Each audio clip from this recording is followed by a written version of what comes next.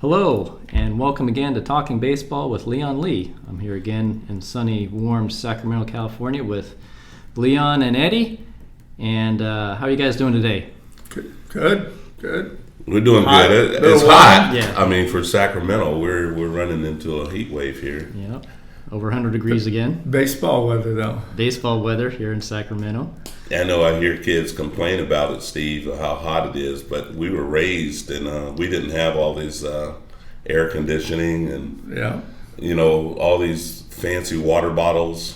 Remember William Land Park? We used to drink out of that faucet, Eddie. It came straight from the well. It was straight cloudy, from the well. Cloudy white. Yeah. Sometimes tasted like And sulfur. all you would do is just rinse your mouth out and spit it out. Spit it out just to wet your mouth, and we go all day like that. But yeah, we're glad to be here. Glad to have this conversation, and I think we're going to talk a little bit about some Major League Baseball stuff. Yeah, we had some recent news, some recent articles that we saw online about the shifts, and in particular, there was an interview with agent Scott Boras, who both of you guys know very well. And he was talking about the shifts in Major League Baseball and how they take some hits away and change the game, of course. And he was suggesting that some rule changes possibly be made to maybe only keep a certain amount of players on one side of the infield. In other words, not let all the players go on either side of second base. And when the interviewer prompted him about hitters making the adjustments then hitting the other way, he also made the comment that currently isn't really taught at the developmental levels, so a lot of the players at the major league are unable to accomplish that. I know that was a mouthful, but to get us started. I'd like to jump in there real quick, Steve, Okay. and I'd just like to say, you know what?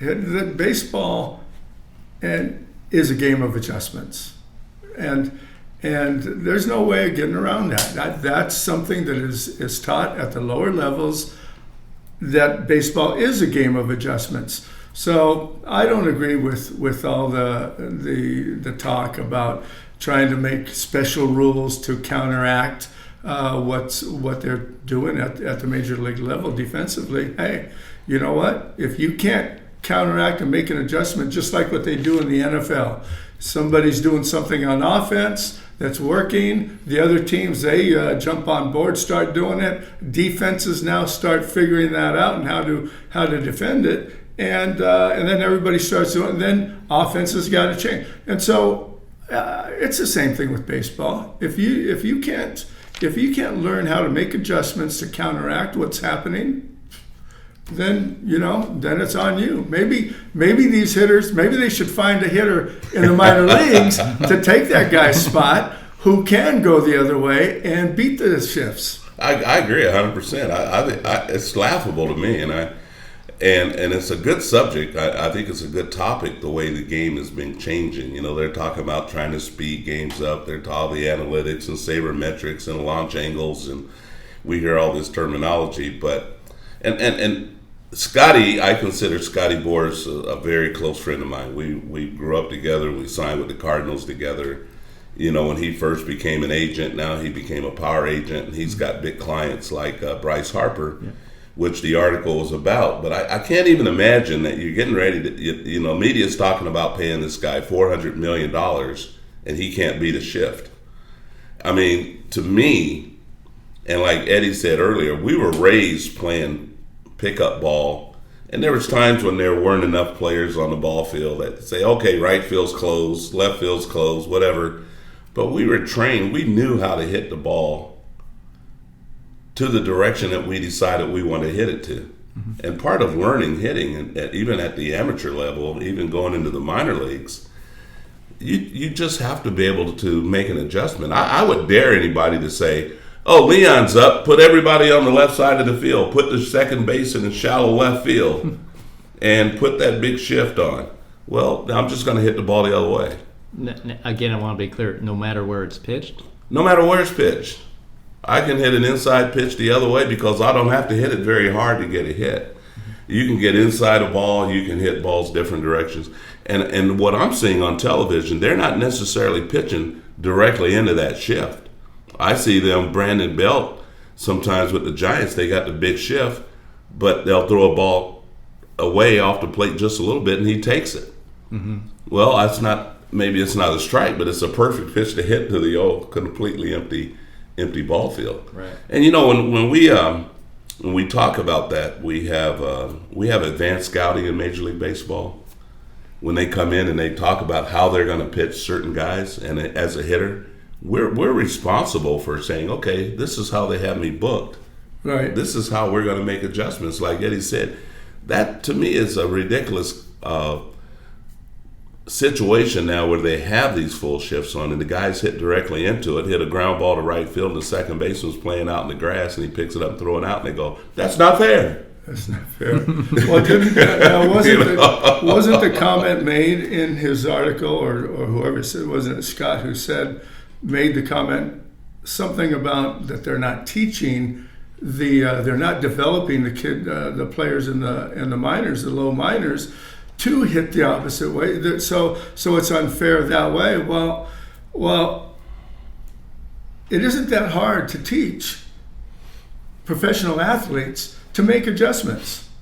And, one example, I'll throw a defensive example where they made an adjustment when, and we were talking about this earlier, Steve, that when you had Lou Brock or Maury Wills or Ricky Henderson on first base, man, you knew they were going to run. And so what were they doing a lot of times to those base runners? Those base stealers, they were thrown over time after time after time with the intention of trying to tire them out, getting them diving back time after time in succession. So, and then also just keeping them on their toes, not knowing what's going to happen. Well, what if Major League Baseball then comes out and says, well, you can throw over 3 times with a runner, You're changing, instead of making, so what did they do? What did pitchers start, where were they teaching pitchers? They learned how to slide step. And work quicker to the plate. That was an adjustment towards something that was done on offense. And now here you have something that is done on defense that they're complaining that they can't make the adjustment on offense. Yeah. They've really softened the game up. I think the game has really softened up there. It's I don't know. It's like, well, you can't have a collision at home plate. The catcher can't stay in front of the home plate. And I saw a kid come in the other day and he made a beautiful outside slide and reached back in, tagged the bag with his hand. And then they go, well, I mean, if the catcher was blocking the plate, he wouldn't be able to do that. Yeah. So I mean, there's countermeasures and counter activities. There's reactions via reactions. We always say that in baseball, but to me, they're tampering with the game way too much. Yeah, way too much. They're tampering with the game way too much. I think all these analytical people, the suit and ties, and the guys that have never really played the game they have too much voice in the game. Yeah. I really do. And to me, if you make a decision that you want to make a big shift, then it's up to the offensive side to counteract that, to make an adjustment. Right. I mean, it's simple to that. I mean, to me, it's ludicrous to give up a whole side of a field to a hitter when the game was designed to have everybody spaced out in those positions to where everybody had a pretty equal chance to get to any ball that's hit out there. That's why 30% is so good in baseball. Yeah. because you hit a ball hard, it still has to find a place to drop in out there. Now, and famously, shifts have been going on for forever. I mean, famously, there was a shift against Ted Williams. It didn't seem to slow him down very much. And still, some of the better players. I mean, I don't get to see too many of his games, but I don't think they shift Jose Altuve too much. He seems to get 200 hits a year. Well, I think it's more dominant for left-hand hitters. I mean, you really think about it, the shifts are more prominent on left-hand hitters. And I think that in the article, I'm not positive, but I know Scotty was alluding to that a little bit. That's true. The left-hand hitters are the ones that have that propensity to, That's true. Willie McCovey, they used to do the shift for Willie McCovey. Yes. But in Willie's case, he would say, it's okay, because if they shift on him, then he had an idea how they were going to pitch him. And if you tell a good hitter how to pitch him, he'll just hit it over the shift. So if you're hitting 40 home runs because you think he's going to pull it and you continually let him pull the ball out of the ballpark, why not play him straight up and pitch him and force him to try to hit the ball the other way? Yeah. Which is not his strength. Yeah. I mean, to me, it just, you got to put a shift on Bryce Harper. He's still got 25 home runs. He's still driving in runs, but his batting average is low. Yeah. So the alternative thinking is, well, play him straight up and pitch him away. Yeah. And see what he can do. Well, that's what was done. That was the way you played the game for ages. Is that, like you said, you have your book on all the hitters that you go over. Pitchers go over. Okay, so and so hits this pitch well, or he's an inside pitch hitter. This guy goes opposite. Well, we'll pitch him away and we'll play him away. Exactly. And so those were the adjustments being made. And hitters, what was the hitting coach for the Royals that Charlie Lau. Charlie Lau took professional ball players, and he changed a lot of those guys with the way they hit to teach them his way of hitting. And he was considered to be successful. So you can't say that you can't teach a professional athlete how to make adjustments. Right. No question about it. I mean, to me, I wouldn't need a batting coach. If I'm a professional hitter, so to speak, and you're going to pitch me a certain way, and I'm 0 for 10, and they keep pitching me that way, because the old theory is until he hits it, keep pitching him that way, right? I mean, that's if you're swinging and missing high balls, and keep throwing high balls. Yeah. And if they're pitching you a certain way and you keep hitting into the same shift, then you have to make an adjustment. It might be moving up in the batter's box. It might be moving back in the batter's box. It may be moving off the plate a little bit. It may be crowding the plate a little bit. Make the pitcher pitch you a little different. Don't let them just consistently, it's like if I'm in the batter's box and I hit fastballs down the middle really well, which most good hitters do, and you keep throwing me high fastballs and low fastballs and sliders outside and coming inside, I'm going, wait a minute, that's not fair. Come on, throw that ball down the middle so I can hit it. It's not going to happen. So to me, in sports now, I mean, I know they want to protect quarterbacks. To me, it's like the National Flag Football League. They're not allowing guys to get hit at all. Right. I know it's dangerous. I know the concussions are there, but that's been the game forever. And I understand you got to make some adjustments, but baseball, to me, they're tampering with the game so much. They're making the pitcher put on time limits. And to me, a pitcher has this habit of getting prepared to pitch. You have to allow a major league pitcher to have this habit. A batter, they tell him, you got to keep a foot in the batter's box or something. Or if a catcher goes out and talks to a pitcher, it counts as a trip. A mound visit. If you want to speed the game up, make it 7 innings.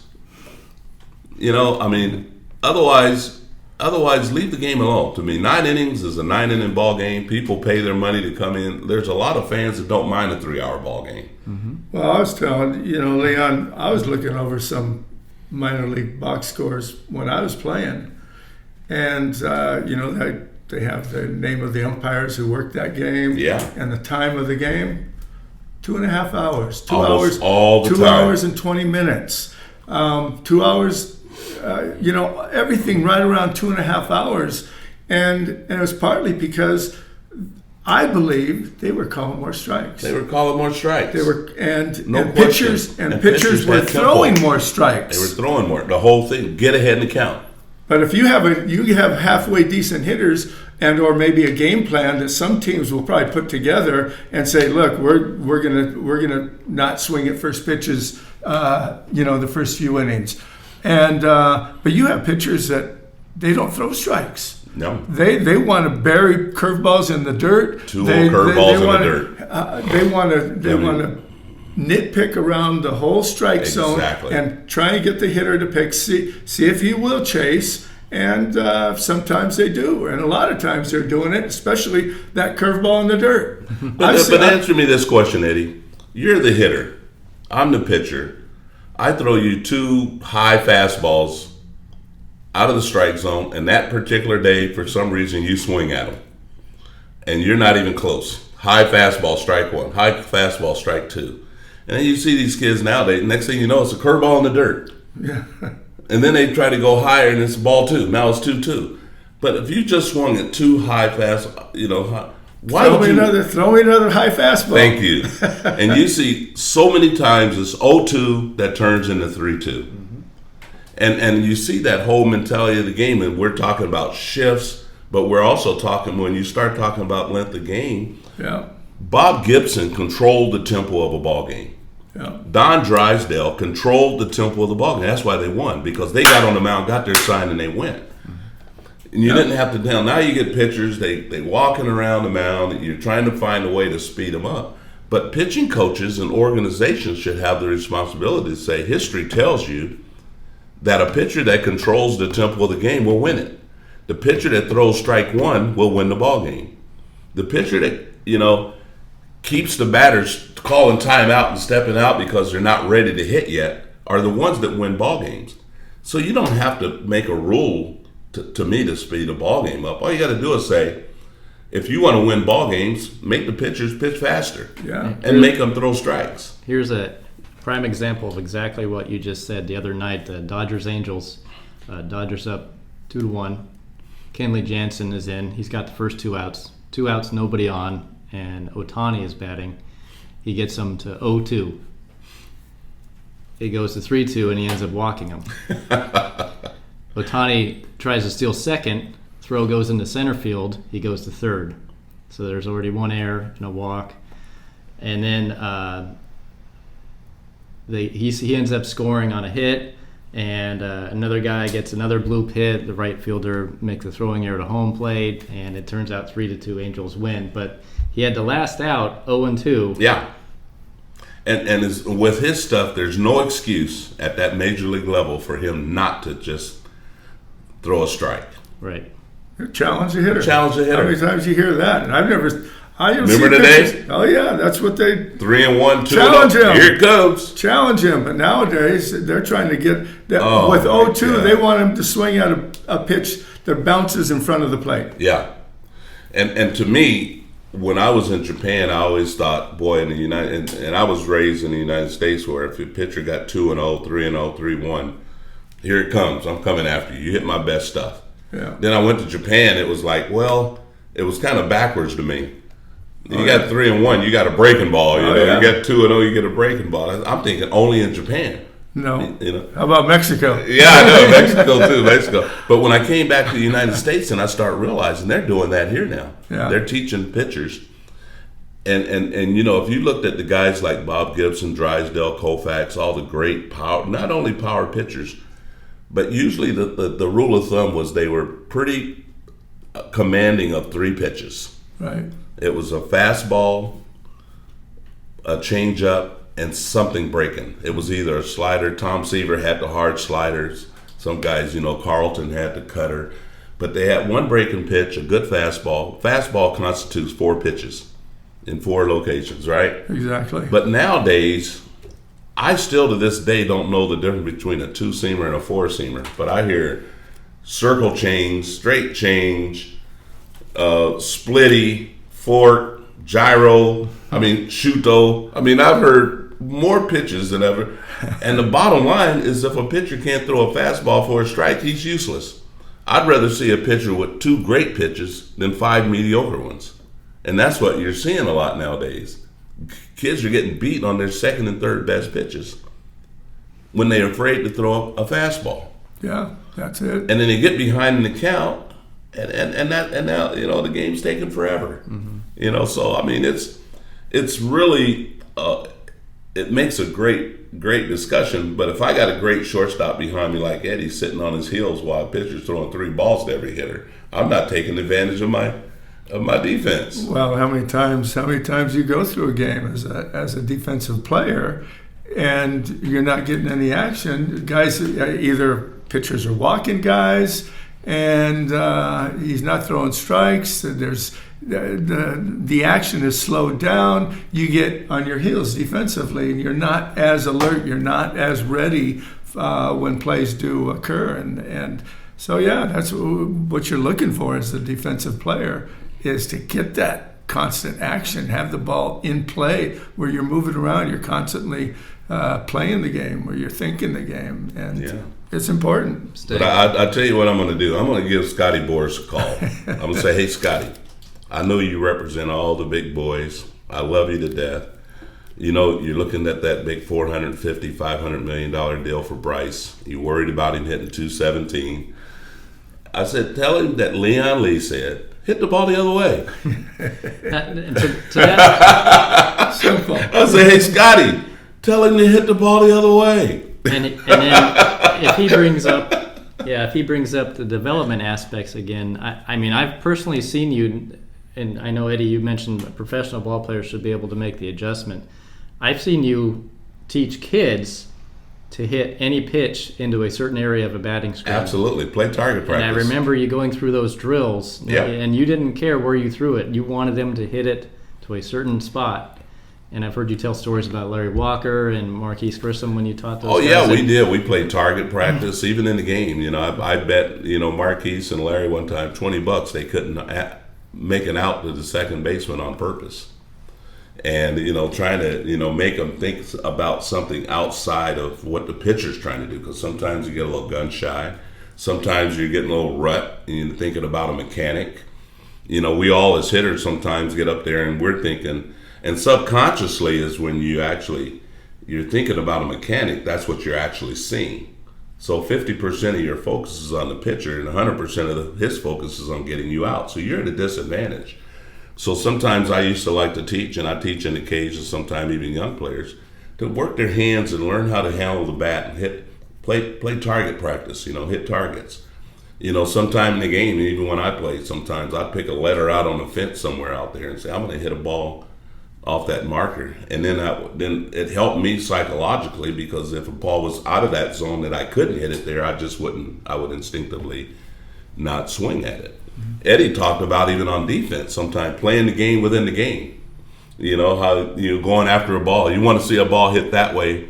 What would I do with that ball if it goes way up the middle, for example? Mm-hmm. And you don't see players doing that anymore at the amateur levels. They're not learning it because the coaches are controlling every aspect of the ball game. And now it's getting into the pro game. So these hitters have not really learned how to be creative in their mind and say, you know what? I'm going to, this guy pitching here, he's throwing I'm going to give him a different look. I'm going to hit a line drive right at the first baseman.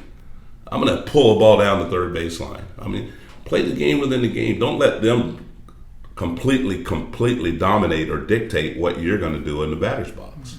Exactly. I agree, yeah. And to me, that's where the difference is. We played, and we always go back and we say old school. I don't consider it old school because the game is still played the same way. Still 90-foot bases. Pitcher still got to throw the ball over the plate. You got to catch it. You got to throw it to the right bag. And you got to run hard. And now it's become so scientific, I would say, that there's this terminology for everything that to me just simply doesn't apply. I don't care about exit speed. If Eddie hit a ball at the ballpark and it goes 3 rows up, I don't care how fast it got there. I just saw that it got there. Mm-hmm. And he made a good swing at it and he had a good flight on it, and that's good hitting. And to me, we're making more of the game than it should be. It's becoming not a game anymore. It's becoming more of a psychological, scientific business. All numbers, yeah. It's all numbers. So let me get your guys' input on if it's being driven by the big business of baseball and money, how that impacts the developmental levels where you guys currently sit. How do you not coach against it, but how do you coach to that when the players and the agents and the scouts know what they're looking for the business aspect? Well, some of the old school scouts are they're dying to see that old natural instinctive reactionary think for themselves baseball player. Those guys are first round draft pick nowadays. Sure. Right? And I think, you know what, and And a lot of it isn't being controlled so much by baseball, by the higher ups, by the businessmen in charge there. A lot of it just happens to just fall in their laps, I believe, and partly because at the lower levels, the game changed with all the technology with bats. At the lower levels, the kids learned how to swing that bat a certain way, and they learned that they saw that they could launch the ball, very easily with these bats, and do it without always hitting the sweet spot of the bat. So exactly, Yeah. talking about aluminum bats, metal bats. And so that was the inception of the one swing hitter. The one swing hitter. Now it just happened to be adopted at the college and then the pro level. They just latched onto it, and they got all these kids hitting these long fly balls. I mean, you see it. That's why. Since when do you see an outfielder, or when did you used to see an outfielder go back to the fence on a fly ball and wait for it? He's catching the ball, camped under it, instead of running his butt off with his back to home plate and making a great catch like Willie Mays, Hank Aaron, Roberto Clemente, all the great outfielders used to do all the time. Now these guys take 3 steps and they're on the warning track and they wait for the ball to come down. And why? Because that's all they're hitting is long fly balls. It's either going out or it's a fly ball short. And so these guys, so that's where the game changed. And the owners, I feel, are just got thrown there. Okay, well, let's figure this out. Now let's throw some number. However they came up with it, I don't know. But that's kind of where it started. Where I feel it got started, and really just it snowballed from there. And they're actually bringing college coaches. I know Jerry Manuel mentioned them the other days. They're actually hiring college guys at the pro level now because they understand launch angle better. And, they're teaching these kids and I just saw there was a hitter for,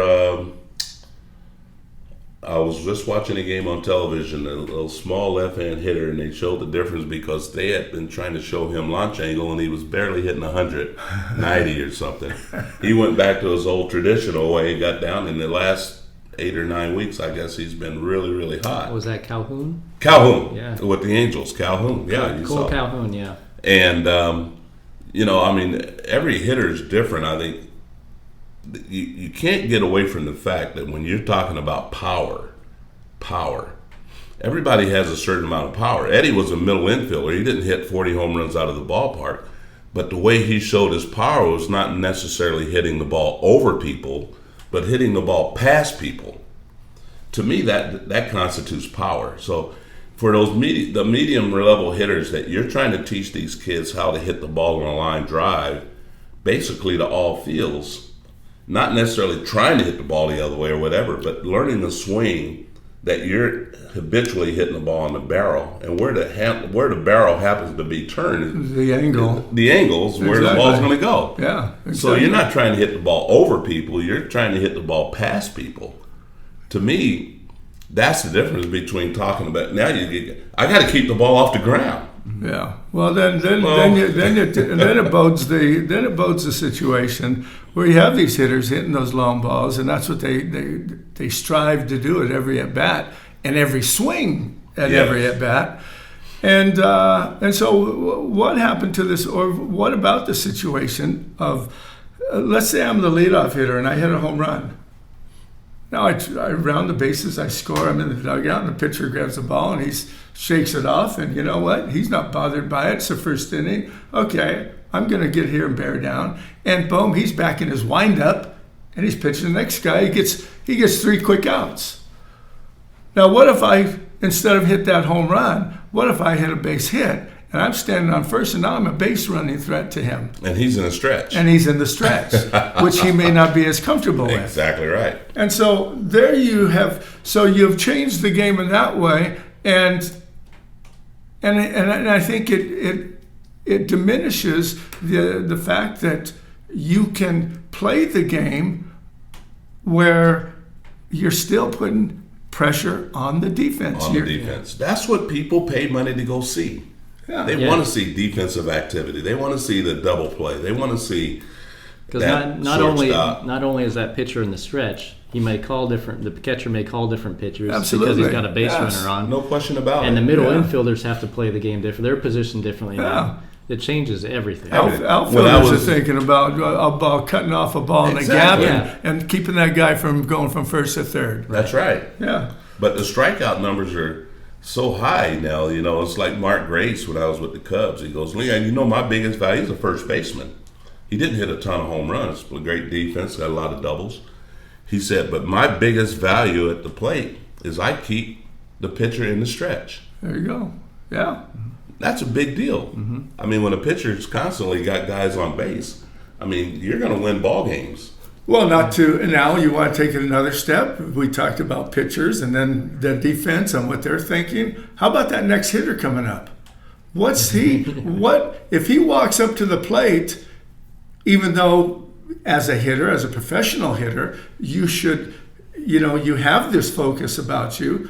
But when you have runners on base and you have runners in scoring position, that changes your mentality up there just enough to make a difference.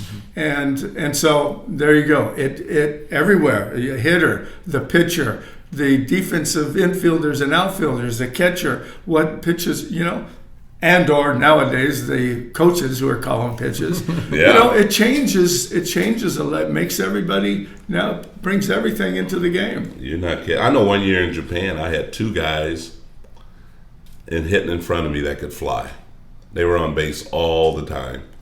I drove in 110 runs that year and didn't really have a great year, but 110 because they were always on base and stealing and taking the extra bags. Exactly. And I got RBIs on days when I didn't get any hits. Right. Because the guy, and those are exciting things. Those guys push button, drag button, still in the bags. We had signs going between us sometimes.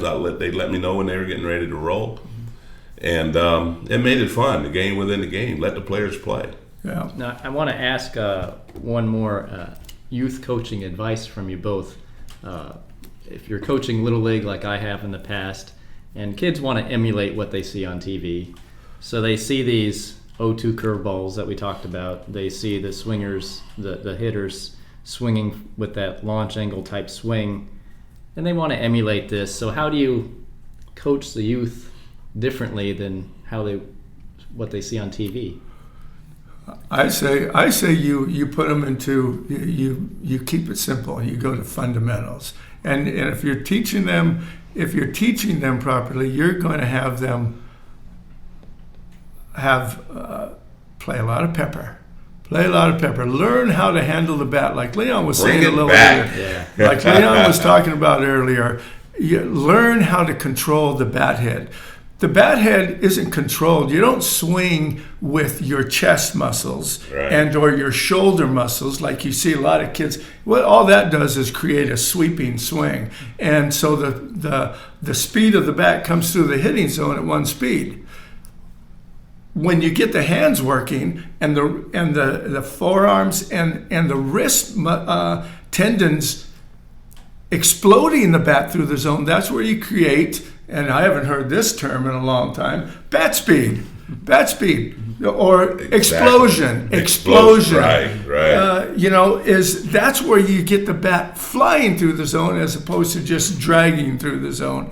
And so playing pepper will teach kids a heck of a lot towards that, and then a lot of batting practice to go along with that.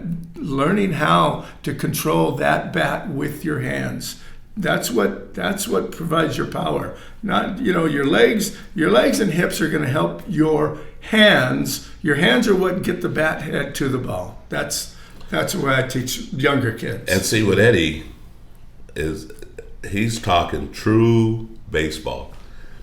When I'm working with a lot of kids around now, and Eddie, we've worked together so much, he knows what I'm going to say all the time before I say it, but it still seems that I had a father tell me the other day, and one day the kid was, wow, that's 100% better. And the only thing I told him was just some of the very basic things that we did when we were growing up. But the kids are getting so flooded with all this mechanical and scientific advice, and they're like robots. So then when you loosen them up and just make them feel like they're, and I do that even when I'm throwing BP. Feel like you're playing pepper. Yeah. Okay, let's just feel like your kid is really stiff spine, because they're teaching these kids these batting stances where their shoulders are stiff and their spines are stiff. So I put a ball on home plate and tell them to kind of bend over. Okay, now hit that ball off the home plate. And they gripping the bat real hard, and they can't hit the ball on the home plate. But once you teach them how to breathe a little bit and relax, and it's almost like fielding in a way, and breathing. Rhythm. There it is. The right word is rhythm and time. And then all of a sudden it's like, wow, they haven't learned how to relax. They haven't learned how to play the game soft. I mean, that's why Eddie's nickname is Silky. I mean, he wasn't flying. I mean, coaches, if you don't run hard nowadays, they yell and scream at you. I was at a game yesterday where the third base coach yelled at the hitter, good looking hitter, good kid. And it was 3-0. And he looked down, he goes, and the coach yells, "You got the green light, I'll trust you one time." So the kid swung at a low fastball and missed it. "Well, that's the last time I'm giving you the 3-0 green light. I can't trust you to swing at a strike on 3. And it's like, wow, to me it's like, that's way extreme. How is a kid going to ever learn to be a good 3-0 hitter unless you just let him start swinging? Every once in a while. And like what you're saying now, ask about teaching these young kids, because they want to emulate, and it's natural. I mean, we did it. The only difference with us is that there was only one game on a given week. And so there wasn't a whole lot to, but we did our best to copy the Giants lineup or the Yankee lineup or whoever, But so getting it across to the kids that what they see on TV isn't how they started, those guys. And we talked about this before, is those major leaguers didn't start the way they see them on TV. They had to start with the basic fundamentals. And so getting the kids to understand that you got to learn how to crawl before you can walk and run. So you got to do things a little differently. And then as you develop, then you start creating these other techniques. But go back to basics. Yeah, we tying our shoes again. Exactly. Tying our shoes story. Well, we can go on and on and on, but it's just sometimes just getting back to trusting yourself and putting fun in the game. One of the things I tell about Steve and Eddie all the time is enjoy the process. Don't worry so much about results. I think kids are so result conscious now, is that they forget how to enjoy the process. The only thing we can control is the process. Getting to the batter's box, open your eyes and put a smile on your face and glad you're in there and have fun at the process. We just can't control the results. So. Yeah, there's too many kids that after one or two at bats, if they don't get a hit, they're lost for the rest of the game. They're lost for the game. Yeah, they're done. Yeah. So. Yeah, it takes them out of the game mentally. Yeah. So, we started talking about shifts and we went into development a little bit. So I think we bounced around pretty good, but we had a lot of passionate talk about these changes in baseball going on these days. So Don't get me started, Steve. So I won't get you started. I think we're gonna wrap this one up for now. And don't forget the podcast site is talkingbaseballwithleonlee.podbean.com, and the email address is talkingbaseballwithleonlee@gmail.com. And we'll talk to you all again soon.